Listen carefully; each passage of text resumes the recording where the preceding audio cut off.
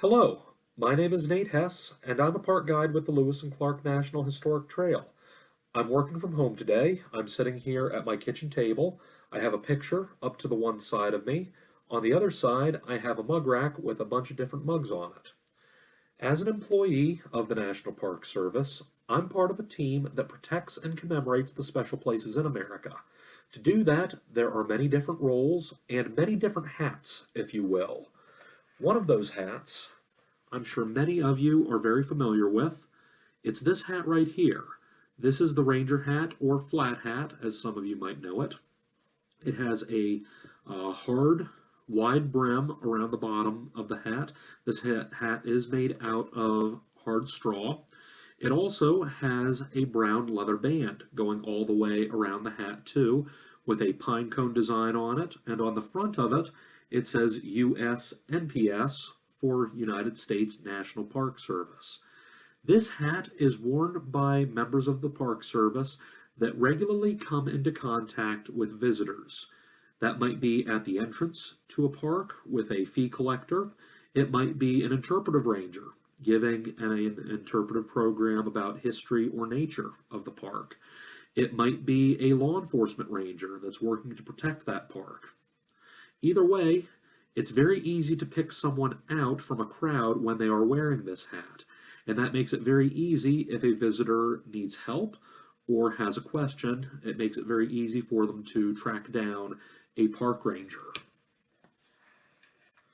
Another hat worn by members of the Park Service is this simple green cloth ball cap. It does have a rounded brim right at the front of the hat here, and on the hat it has the emblem of the National Park Service, the Park Service arrowhead.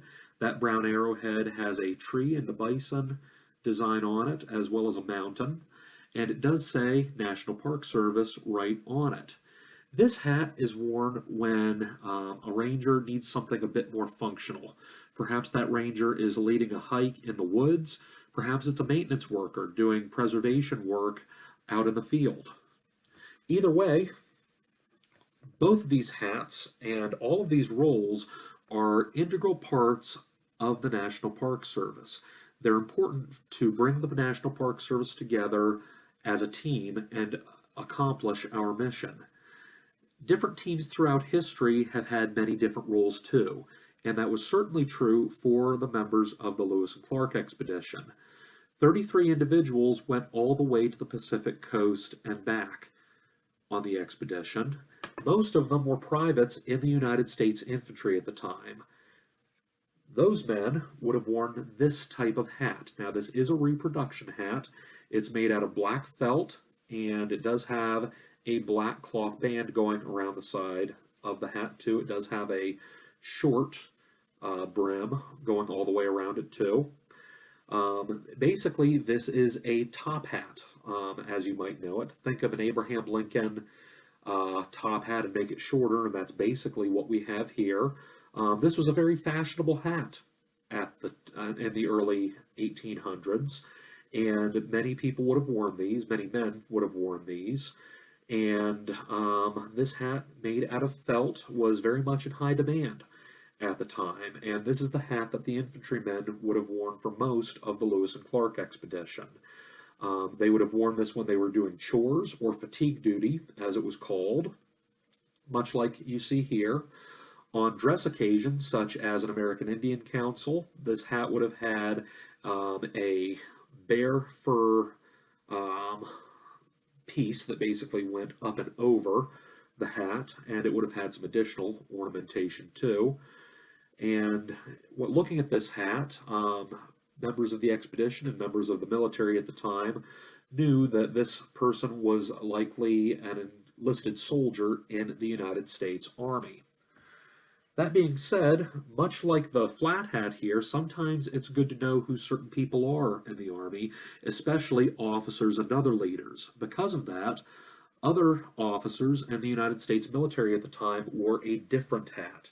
And this is the hat that Captains Lewis and Clark wore on the expedition. This is also a reproduction hat. It's made out of black felt, and this is called a chapeau bras or a bicorn. It has 2 points here at the front and the back. instead of the tricorn, which some of you might know from the American Revolutionary War. This is about 20 years later, give or take. So the hats have evolved a little bit. There's only 2 points to the hat now. It does have a white plume that comes out of the top of the hat, as well as a little rondel here on the side, some ornamentation here on the side. And this is a very large, impressive hat. Looking at a group of soldiers, and if only one person's wearing this hat, it's very easy to pick out who the officer is.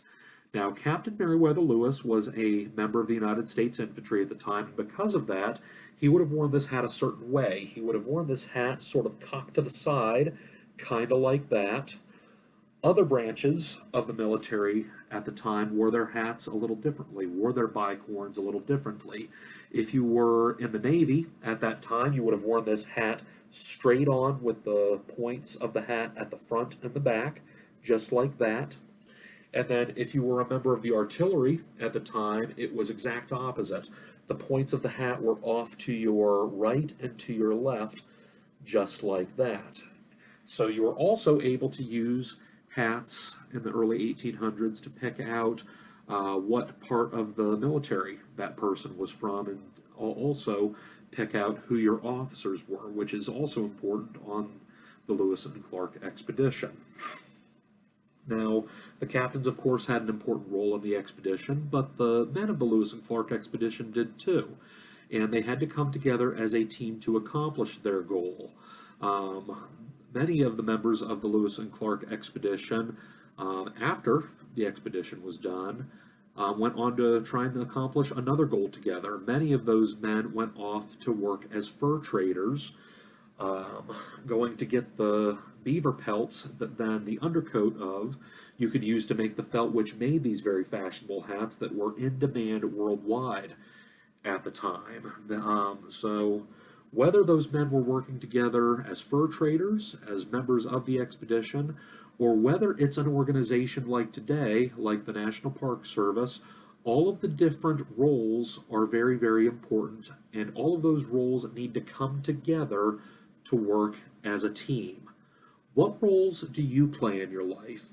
Whether that's related to your job or your family, chances are you play more than one, but all of them are important, and all of those roles are important in making the teams that make your family or your job or whatever else it may be successful. I'd like to leave that with you today, and I'd like to say bye-bye to you now. Have a good one.